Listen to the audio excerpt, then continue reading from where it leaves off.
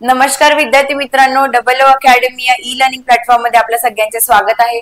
आज आपण या व्हिडिओ मार्फत बघणार आहे की स्कॉलरशिप परीक्षेमध्ये जी की आता येणाऱ्या 2 ते 3 महिन्यांमध्ये एक्झाम होणार आहे, ज्यामध्ये तुमच्याकडे एक्झॅक्टली 90 डेज उरलेले आहेत। त्यामध्ये तुम्हाला एक्झाम प्रिपरेशन कशी करायची आहे, स्कूल एक्झाम करून सुद्धा, जसं की आता तुमचे मिड टर्म एक्झाम्स असणार दिवाळीच्या अगोदर किंवा कोणाच्या दिवाळीच्या नंतर असणार, राईट। जनरली दिवाळीच्या अगोदर होऊन जातात, ते करून सुद्धा त्याच्यानंतर आणि दिवाळीमध्ये तुमचा जो पण काही टाइमपास होणार आहे, फावला वेळेत तुम्ही थोडासा वेळ काढून कसा काय आपला अभ्यास करायचा, या सगळ्या गोष्टी आपण या व्हिडिओ मार्फत बघूया।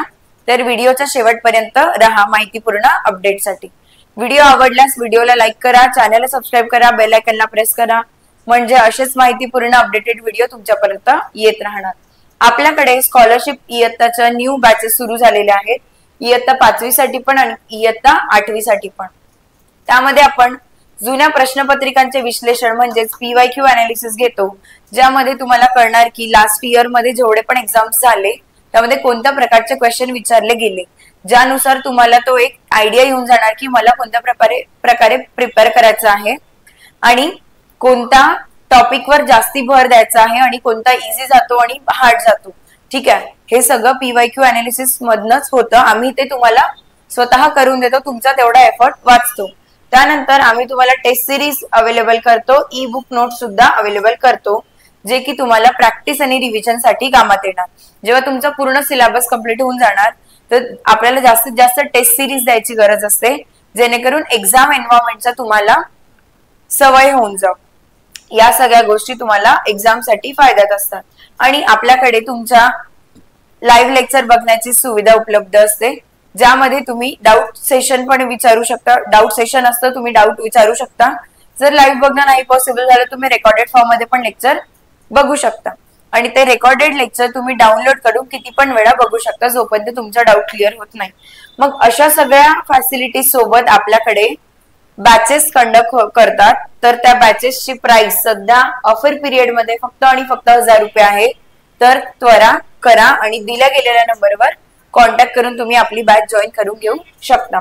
चला आता बघूया की तुम्हाला स्टडी कसा करायचा आहे या 90 डेज मध्ये। ठीक आहे, स्कॉलरशिप एक्झामला किती दिवस उरले आहे आता, फक्त आणि फक्त 90 डेज। ठीक आहे, तर या 90 डेज मध्ये काय काय येणार आहे, आता तुमची असणार आहे मिड टर्म एक्झाम, है ना। ती एक्झाम जाईल तुमचे 10 डेज, राईट। त्यानंतर दिवाळी येणार आहे, दिवाळीमध्ये तुमचे जाणार, मी 5च दिवस पकडत। का बरं? जरुरी नाही आहे की तुम्ही बाकीचा अभ्यास, म्हणजे तुम्हाला सुट्ट्या असणार शाळेला किंवा बाकी, पण दिवसभर अभ्यास करायची गरजच नाही ना। दिवसातून फक्त 4 सब्जेक्ट आहे, 4 तास द्या, होऊन जाणार। एका सब्जेक्ट, आता सुट्ट्या आहे म्हणून म्हणताय, आणि मग तुम्हाला आता जर तुम्ही सुट्ट्यांच्या दिवसात, ठीक आहे, किती दिवस झाले मग हे, आता 15 दिवस झाले टोटल, है ना। हे 15 दिवस 90 मधून मायनस करून टाका, उरणार किती, 75 डेज। या 75 डेज मध्ये तुम्हाला जेवढ्या पण दिवसच्या सुट्ट्या आहे, मिनिमम 10 डेजच्या असणार कोणाला पण, है ना, सॅटर्डे संडेज मिळून। या 10 डेज मध्ये तुम्हाला इंटू 4 आवर्स करायचा, म्हणजे प्रत्येक दिवसात तुम्हाला 4 तास अभ्यास करायचा आहे, 1 तास एका विषयाला द्यायचा आहे। आणि कारण की हे सुट्ट्यांमध्येच पॉसिबल होणार, है ना।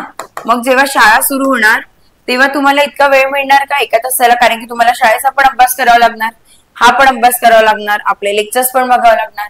मग आता सुट्ट्यांमध्ये काय करायचं, पूर्ण 4 तास द्यायचे एका दिवसाला। मग 10 दिवसात तुमचा किती छान 40 तास अभ्यास होणार तुमचा। मग या 40 तासांचा टाइम टेबल कसा बनवायचा, कधी पण तासांनुसार टाइम टेबल बनवायचा।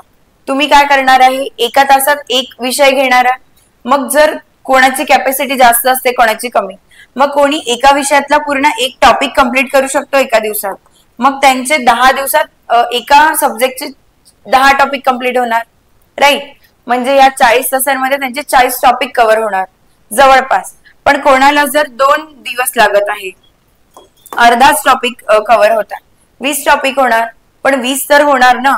तर तुम्ही तुमचा तसा तो स्टडी लेवल, IQ लेवल किंवा प्रॅक्टिस, बसण्याची क्षमता, हे सगळं पाहून तुम्ही डिसाईड करा की तुम्हाला करायचं का.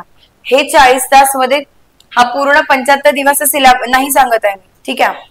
या 75 दिवसातल्या फक्त आणि फक्त 10 दिवसातला मी तुम्हाला सांगितलेला 40 तास तुमचा होणार आहे. विचार करा, या सुट्ट्यांमध्ये तुमचा अर्धा सिलेबस कंप्लीट होऊ शकतो. मी 40 टॉपिक बोलली, नाहीतर 20 टॉपिक बोलली, ठीक आहे. एकतर 40 पण 20च्या खाली टॉपिक करू नका. इतकं जास्त वेळ हे नको करा टाइमपास, ठीक आहे. एकतर 40 नाहीतर 20, ठीक आहे. असं होणार. आता उरले किती? या 75 मधून 10 गेले. आता किती उरणार आहे तुमच्याकडे दिवस? हे 10 गेले है ना. मग आता उरले किती तुमच्याकडे? 65 डेज. या 65 मधले तुम्ही उरलेले 5 दिवस, क्रिसमस किंवा कोणाचा बर्थडे येतो, काही कार्यक्रम असते, तर ते 5 मायनस केले. आता तुमच्याकडे एक्झॅक्टली 60 डेज उरले आहे. या 60 डेज मध्ये तुमची शाळा पण राहणार आहे, म्हणजे 2 महिने. 60 डेज म्हणजे किती? 2 मंथ्स है ना. या 2 महिन्यांमध्ये किंवा 60 डेज मध्ये तुम्हाला शाळा पण करायची आहे. शाळा 6 तासांची, त्यानंतर तुमचे क्लासेस आणि मग अभ्यास. तर यामध्ये काय करायचं? फक्त आणि फक्त तुम्हाला 2 तास काढायचे. किती काढायचे आहे? 2 तास. एक तर जर नाही, कारण की 2 तास कोणाला जमेल कोणाला नाही. तुम्ही 1 तास जरी काढला रोजचा आपल्या स्कॉलरशिप साठी, रोज म्हणत आहे रोज 1 तास, रोज 1 तास रिव्हिजन सोडून हाफ एन आवर रिव्हिजनचा वेगळा, तर तुमचे 60 आवर्स स्टडी होणार हा ना. या 60 आवर्स मध्ये तुम्ही सेम लॉजिक लावून बघा किती सारे टॉपिक कव्हर होणार. आता मी हा तुम्हाला दिला आहे 90 डेजचा फुल एक स्ट्रॅटेजी की करायचा कसा.